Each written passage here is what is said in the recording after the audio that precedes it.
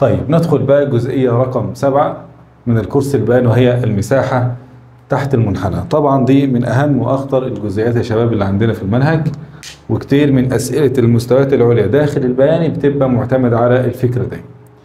يلا مع بعض براها كده. لما يجي يجيب لك رسم بياني هنا ما بين السرعة والزمن، تمام كده، ويجيب لك علاقة ثابتة كده عند 10. طيب خد بالك إن هنا من الرسمة دي في معلومتين واضحين دلوقتي قدامنا، وفي معلومة واحدة مستخبية. المعلومتين الواضحين إن السرعة ب10 والزمن كام؟ والجسم استغرق 4 ثواني. يبقى خد بالك هنا كده عندك معلومتين واضحين وفي معلومة مستخبية كده هقول لك عليها دلوقتي.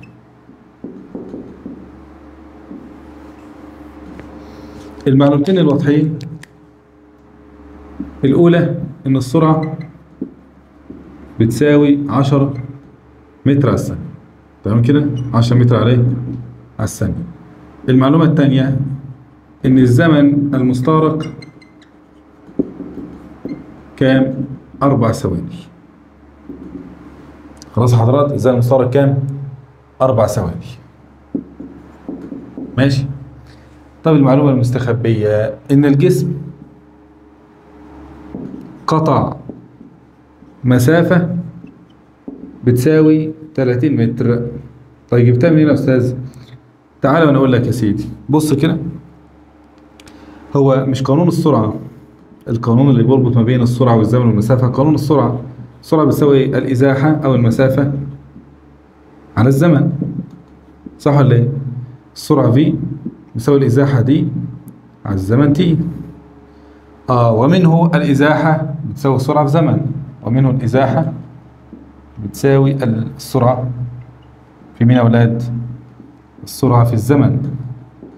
طيب يبقى كده الإزاحة بتساوي السرعة بكام؟ السرعة قلنا ب10 في الزمن بكام؟ الزمن قلنا 4، تمام؟ طب 4 في 10 بكام؟ ب40. 40 إيه بقى؟ متر. خلاص؟ الجسم قطع مسافة معلش 40 متر، تمام يا حضرات؟ 40 إيه؟ متر. 4 في 10.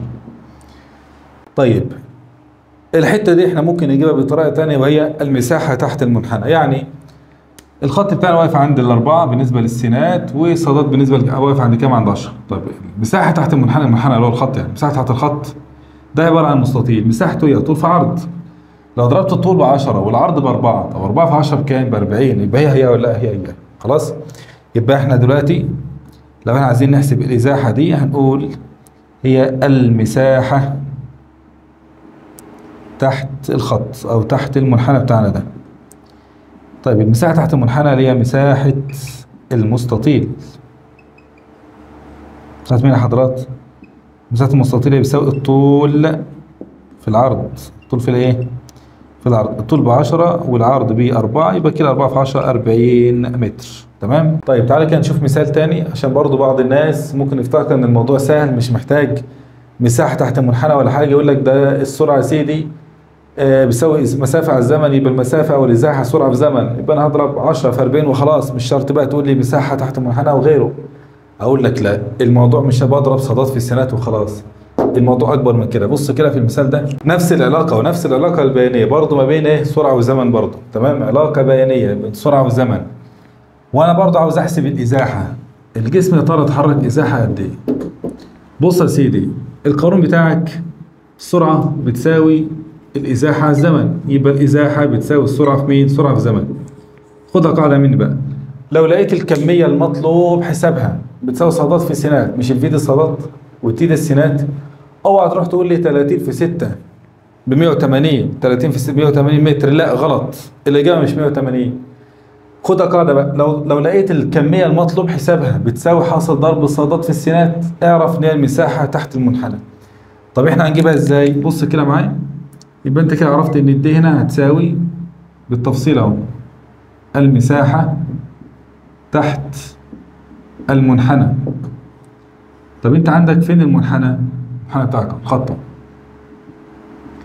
عشان اجيب مساحته هقسمه الى مثلث ومستطيل واجيب مساحتهم هما الاثنين وبعدين اجمعهم. شفت بقى؟ يبقى الشكل كله كده غير منتظم. يبقى انا هقسم مثلث وايه؟ مستطيل واجيب مساحتهم هما الاثنين واجمعهم. يبقى كده دي بتساوي، هنقول كده مع بعض، مساحة المثلث نص القاعدة في الارتفاع طبعا زائد مساحة المستطيل اللي هو طول في عرض.